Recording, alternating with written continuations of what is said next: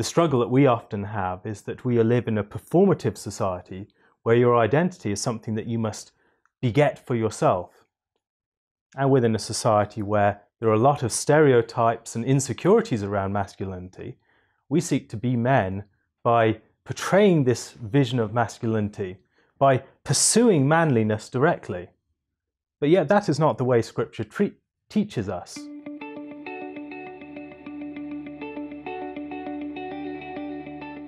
I'm Brad Belschner, here with Dr. Alastair Roberts, and we're talking about how Scripture helps us to think about gender. Today specifically, I want to ask Alastair, what does it mean to be manly or womanly? When I think of manly, I think of things like being assertive or confident or strong. These kind of attributes seem to be manly attributes. So it seems like that's what it means to be manly, but how can Scripture help us to think about this more clearly? In Scripture, from the very beginning in Genesis, talks about God creating us as male or female. And it's not something that God creates us and then tells us that we ought to be male or female. Rather, He has created us that way and calls us to be those things well. The struggle that we often have is that we live in a performative society where your identity is something that you must beget for yourself. And within a society where there are a lot of stereotypes and insecurities around masculinity, we seek to be men by portraying this vision of masculinity, by pursuing manliness directly. But yet that is not the way Scripture teaches us. We don't pursue manliness directly, rather we pursue the duties that God has given us. And as we pursue those duties as men, the virtues that will be developed will be manly virtues. Because God has made us as men and placed us within the world as men. But yet when we pursue merely the appearance of men, we will struggle. We'll constantly be pushing towards something that is a stereotype, an empty surface. But there is also in Scripture a good appearance of a man and good ways that we are supposed to be performing as men, like in the New Testament, the Malakoi. You don't want to be an effeminate man. It is possible to act like an effeminate man. So doesn't that mean actually a large part of this is performative, as you called it? There is certainly a duty to be men well, but yet that is grounded upon not something that we must whip up for ourselves, but the fact that we are in reality men. And so something I find helpful along these fronts is just thinking about the way that the examples that we have, the concrete duties that we have, describe what masculinity is like.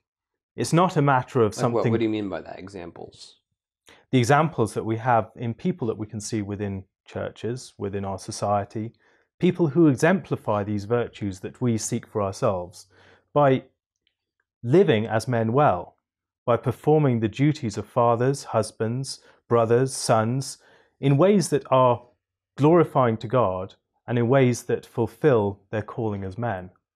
So I understand that you're making gender. You're talking about gender as just an inherent part of our being. It's just you're a man, objectively that's the way it is, and whatever you do rises out of that, and you're a man in that way. But how is that different from what a liberal might say? A liberal might say, I'm just so confident in my masculinity that I can be obsessed with fashion and interior design and be a total wimp, and that's okay. I mean, how is that different from what you're saying? I think most people who say that tend to manifest a disregard or unconcern with being men more generally. And I think that is where the concern lies, not in the fact that you might be interested in interior design. There's nothing wrong with being interested in interior design, but we should be concerned to be the men that God has created us to be. That doesn't mean living up to stereotypes, and it can allow a lot more latitude than we often think. If you think of the great male heroes of the Scripture, people like David. David is someone who has a deep emotional life. He's someone who makes music. He's someone who is passionate. He's someone who is engaged in a way in the world that we would not tend to think of as stereotypically masculine. but yet he's very clearly a man. He's very clearly a man who's responsible in his duties and manly in great many respects, but yet he has emotional friendships with other men, deeply intimate friendships. He's someone who is artistic and all these other things that we often put off limits because we're so concerned about the appearance of manliness rather than the substance. I can understand that, but it still seems really helpful to just have a more concrete list, basically.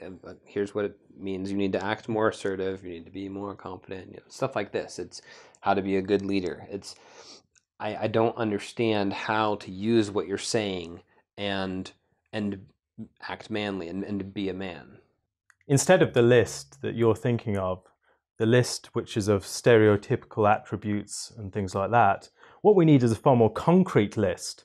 The list of the duties of a father, the list of the duties of a son, the list of the duties of a good worker for an employer. All of these sorts of things, those are the contexts within which you will find manliness. Now, what does that mean in relationship to your wife or in relationship to your daughter? As you are a loving father, as you are a faithful husband, that is where you will find manliness.